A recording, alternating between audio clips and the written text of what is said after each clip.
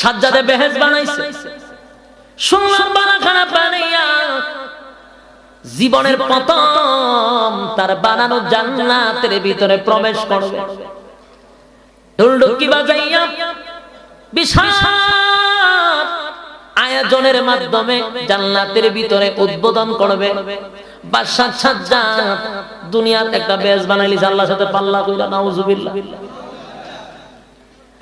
আজরাইল ডাক দিছে, দাঁড়া। সাজ্জাদ কয়, খেরে আমার ডাক দিছস?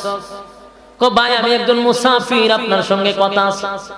সাজ্জাদে কয়, আমার সময় নাই। কি নাই? আমার সময় নাই।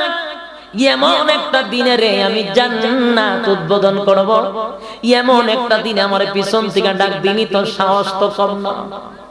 কেন ডাক দিলে আমার? তোর বিচার হওয়া দরকার, তোর শাস্তি হওয়া দরকার। খুব বেড়াগিরি সাজ্জাদ দেখাইলো, ডাক দিল। সাজ্জাদ শুনলো না, চলে গেল গেটের বরাবর।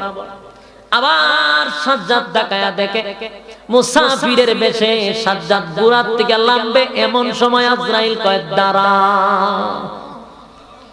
সাজ্জাদ কয়, কে রে?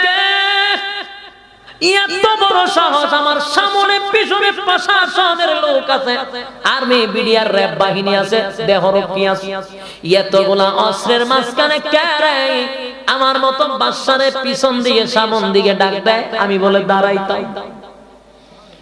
আজরাইল কয়, আমি কইছি দাঁড়া। তুই কেডা রে? কয়, আমার নাম শুনলে তোর পায়খানা প্রস্রাব শুরু হয়ে যাবে। কয়, আপনার নাম কি?